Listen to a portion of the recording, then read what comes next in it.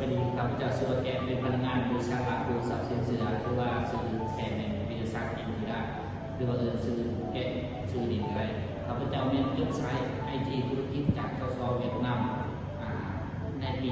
2011ได้รับการเป็นมาม่าข้าพเจ้าในเป็นบริษัทรับดูเป็นเวลา 3 ปีแล้วปัจจุบันนี้เป็นข้าพเจ้าเป็นหัวหน้าสาขาแห่งแกะเมื่อนี้ข้าพเจ้ามีข้อเสนอที่สำคัญหลาย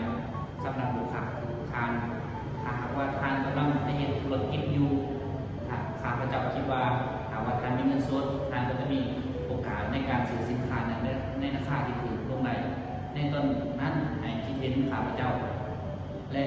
เชื่อมั่นว่าข้าพเจ้าจะสามารถช่วยทานได้อย่างแน่นอนเบอร์โทรและเบอร์เรียกของข้าพเจ้าแมน020988886หรือว่าจะติดต่อทางเฟซบุ๊กของข้าพเจ้าโดยตรงก็ได้ชื่อว่าวีรศักดิ์ อินทิราอย่างหนึ่งเขียนเบอร์ของข้าพเจ้าไว้ในสมุดบันทึกของทานหรือว่าเขียนเบอร์ของข้าพเจ้าไว้ในฝาของเป้าหนักคนทานก็ได้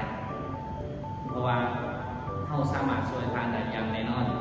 เมื่อทานต่อการมีดวนทานสามารถเพิ่มค่าลาโก้ที่อยู่ไกลๆหลายๆตัวอย่างพี่น้องที่อยู่ห่างไกล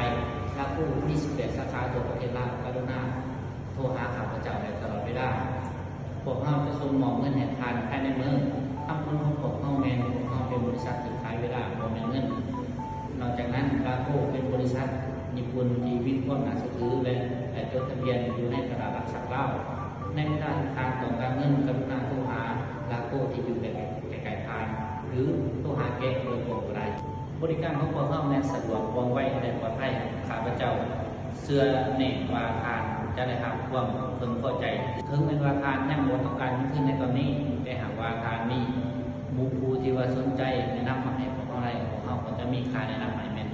35%ของดอกเบี้ยทั้งหมดถ้าสามารถแนะนำมาให้พวกเราได้เลยเจ้าสุดท้ายอีกทีนึงสำหรับการฉลองเงินทุนกรุณาโทรหาในกับตลาดลาโก้ที่อยู่ในใกล้ทานหรือว่าโทรหาแก้โดยตรงก็ได้สะดวกว่องไวและปลอดภัยทานจะนะครับคนมาอยู่อย่างแน่นอนพวกเราจะรอทานโทรศัพท์จากการขอขอบใจ